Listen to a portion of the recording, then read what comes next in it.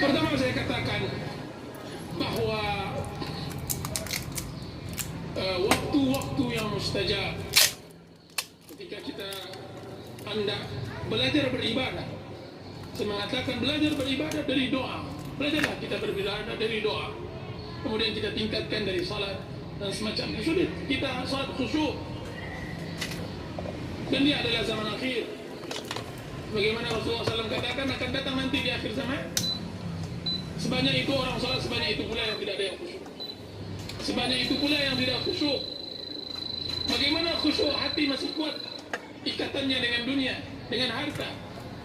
Maka jika seandainya kita mulai dari doa, maka alangkah mudahnya untuk belajar beribadah dari doa. Maka cari waktu-waktu yang mustajab. Ibnu Qayyim rahimahullah mengatakan orang yang berdoa persis seperti orang yang memanah. Orang yang memanah, pertama harus ada sasaran.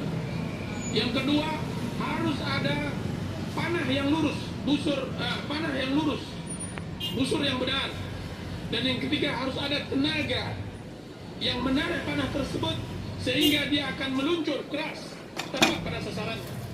Tiga syarat ini harus ada dimiliki oleh seseorang untuk dimustajabkan doanya oleh Allah Azza wa Jalla. Maka sasarannya adalah Allah. Sasarannya adalah Allah. Hendaklah dia berdoa kepada Allah Azza wa Jalla dan tidak berdoa kepada selainnya. Karena berdoa kepada selainnya adalah kelemahan, adalah kehinaan.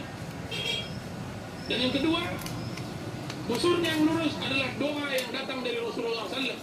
Banyak orang sekarang berdoa, mengarang-arang doanya, tidak sampai, tidak benar. Zaman sekarang musim berdoa, banyak orang berdoa tidak benar doa. Ya Allah berikanlah aku harta yang banyak. Ya Allah masukkan anak saya ke sekolah anu dan sekolah anu. Ya Allah berikan saya istri begini dan subhanallah. Siapa tahu siapa yang engkau dari mana engkau tahu bahwa kekayaan yang nanti Allah berikan akan memberi manfaat kepada anda? Dari mana pula anda tahu ketika anda diterima di sebuah sekolah pendidikan dan semacamnya, sekolah dan pendidikan tersebut bermanfaat untuk dunia dan akhirat anda? Berdoalah sesuai dengan doa Rasulullah SAW. Doa yang ada di dalam Al-Quran atau Sunnah Rasulullah, karena dia adalah busur yang kokoh. Dan cobalah memahami sedikit demi sedikit doa. Dan alangkah bagusnya yang